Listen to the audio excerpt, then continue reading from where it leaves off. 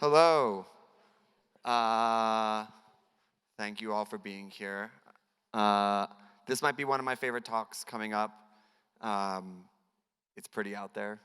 I learned some things when I read it.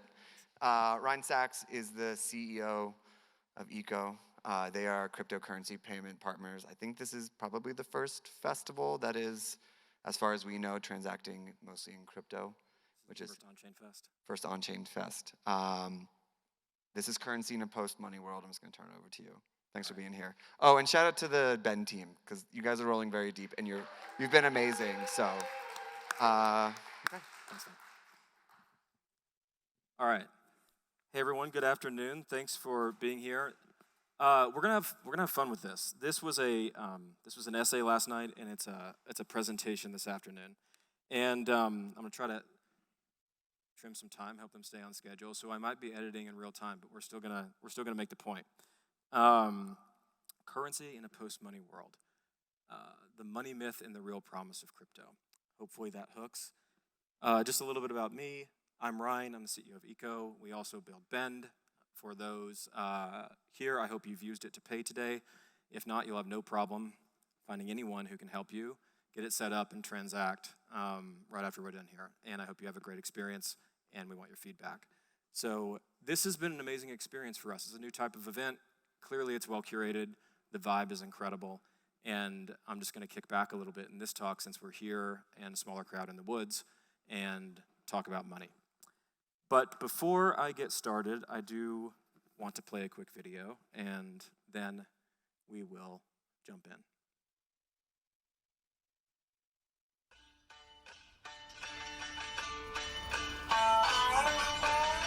New York City, where I live. And it's easy to think, having lived here nearly all my life, that this is what America looks like, thinks like, that the things that are important to me are important to everybody, that every place else is out there, unthinkable, maybe even unknowable.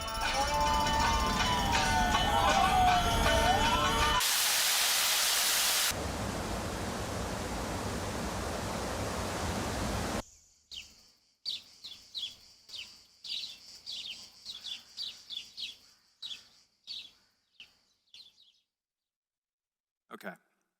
What does that have to do with anything? I'm not actually from New York. I live in San Francisco. How does that relate to the title of my talk? Well, I'm not going to tell you, actually. I would just like you to have it in mind as we go through, and hopefully it'll illuminate the point by the time we get to the end. But with that in mind, let's get into it. First of all, what is money and what is currency? Does some bold soul want to publicly volunteer a definition quickly for either one of those? There he is, Stefan. Tangible value, both ways? Money and currency, both? I'll take it. All right, thank you for that. I didn't expect one. We use them interchangeably, but in this talk, I want to distinguish between them. And I think it's important that we do. Now, I will say up front, obviously, the concepts of money and currency are probably more overlapping in the United States than anywhere else in the world, because our default currency is the most interoperable currency in the world. I think we take dollars for granted, probably like a fish takes water for granted.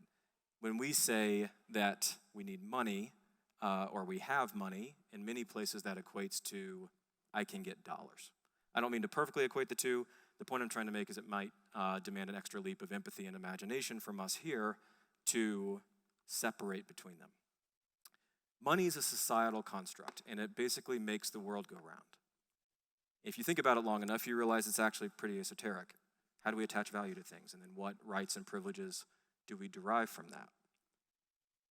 But it's something I think we all understand well enough. At least inherently, we don't often say, I need currency, but we do often say, I need money.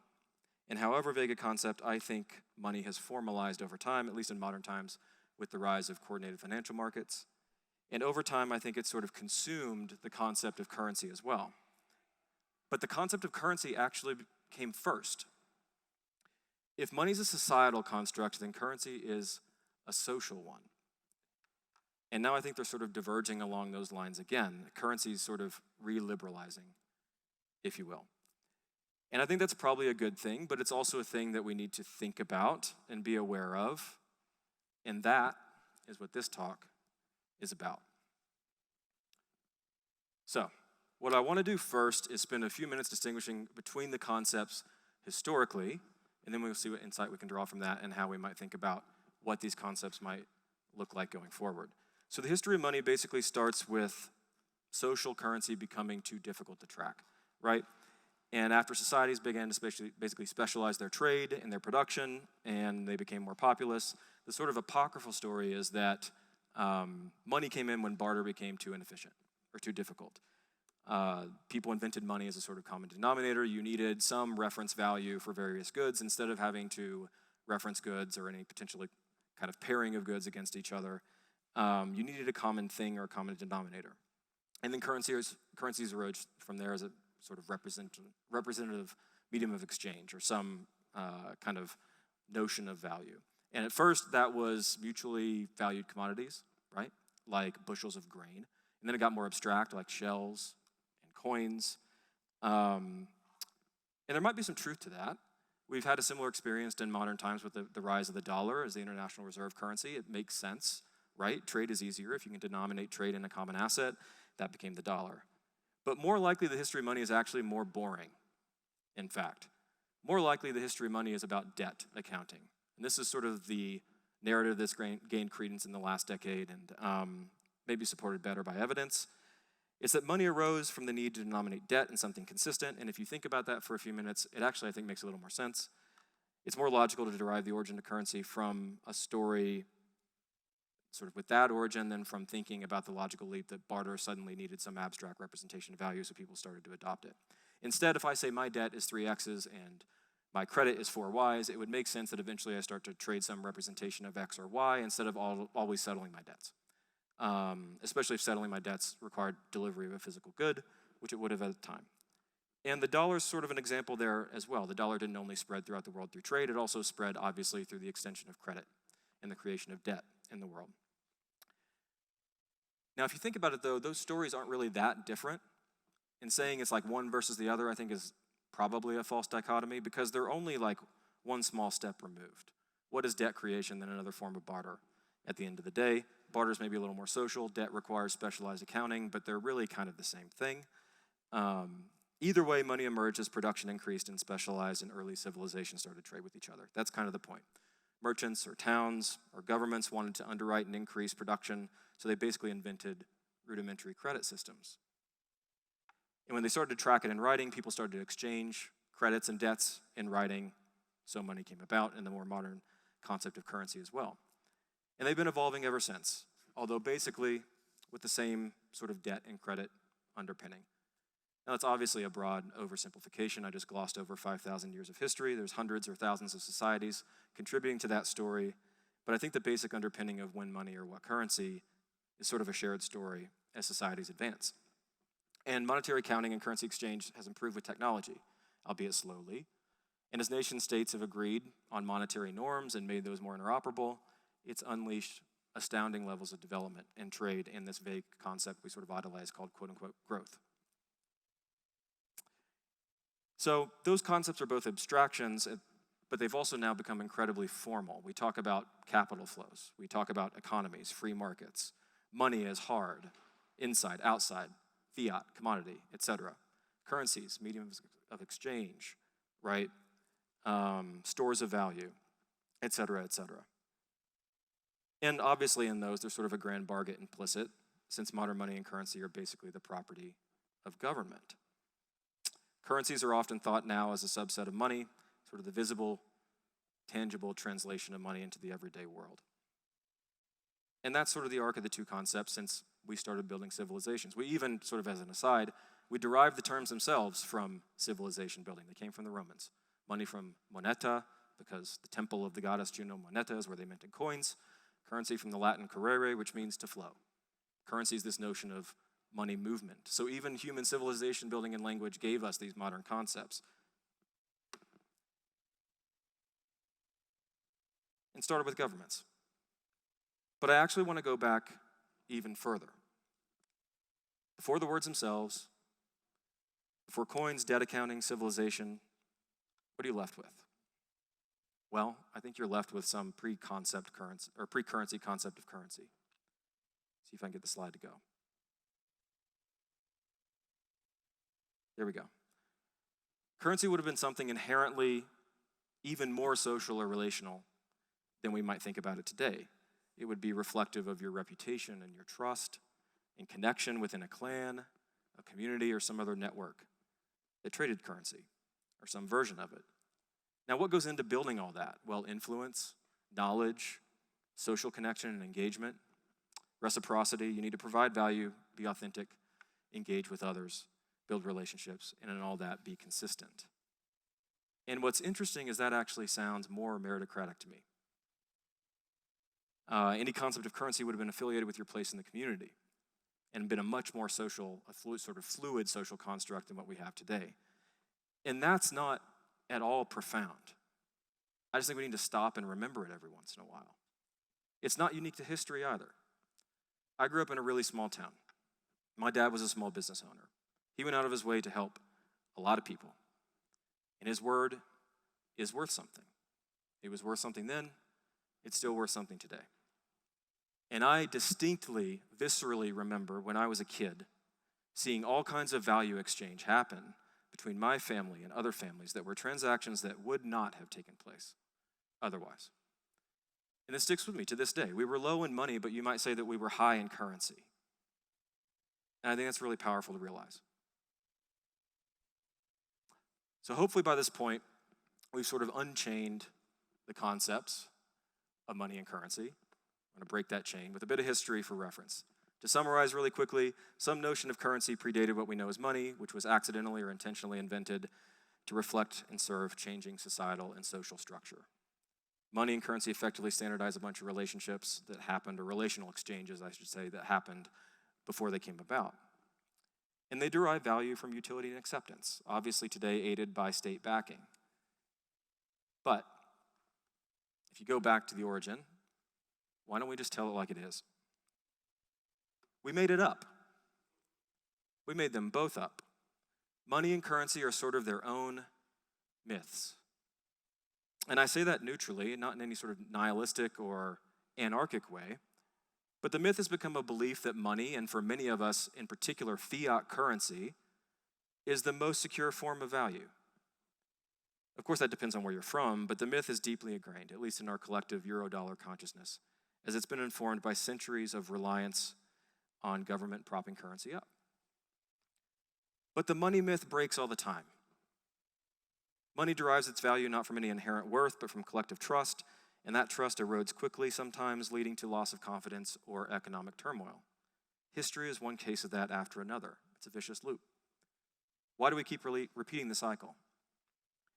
Well, I guess due to a lack of viable alternatives, and you might also say that currency is a sort of money technology, and I guess that technology has been very slow to evolve and advance as well. But clearly that's now changing. This is what I meant at the beginning when I said I feel like currency is reliberalizing quickly with lots of experimentation that stretch the bounds of what we mean by money. Maybe currency is finally getting its flow back. I think it's very possible the money myth is eroding in real time and will reach a breaking point within some timeline we all have to confront. I don't like alarmist predictions. I'm not really making one. It just feels like that's the trend. And we should at least think about it. The global financial system is already fragile as it is, and it's reflective of a currency map and a trade map that's increasingly just not true over time. And currencies seem to be co-opted by overdrafted government priorities rather than any coherent design for long-term sustainability. And amidst all that, there's a technology shift with crypto that puts some concept of money and currency back in our own hands. And so I think we're here now at FEST in Idlewild this year amidst a powerful confluence of trends that could challenge our concepts of money and currency pretty fundamentally. All right, so what do we do with that thought? Well, if money and currency are diverging again, if their postmodern fundamentals are eroding, if we have technology to experiment with currencies anew, then the thought takes me to the consideration of what a post-money world might look like. And you could argue with the semantics of that, but by a post-money world, I basically mean some concept of a world where currency ceases to be constrained by the structure of the existing monetary system. And what might that world look like? Well, I can imagine a couple directions. One, which we might recoil against, but probably we're going to have to tolerate to some extent, is a concept of more centralized planning and distribution of value in some form. Because my post-money world concept, of course, doesn't disregard the existence and the continuation of governments, somehow managing currencies in the world, probably needs to consider the emergent role of AI as well. That's the only time I'll refer to AI in this talk. But inevitably, that'll require some shift in values and norms that we need to anticipate. Perhaps with more emphasis on communities and utility functions beyond financial wealth. Because in parallel, consistent with that actually, I think, there could be the reemergence of something that looks and feels more like a barter system, with further reaching concepts of social currency. And I think we're seeing that gradually emerge in this online and on-chain world where people can find each other and carve out new clans and communities sort of independent of geography or physical resource constraint. There's more direct exchange, there will be more coincidence of wants that are sort of capable of being matched, and probably some more localized concept of digital economies. And in those areas, traditional forms of currency might be replaced by some new system of value exchange or transfer. And I think there's a lot of examples in early crypto and the on-chain economy today of that happening.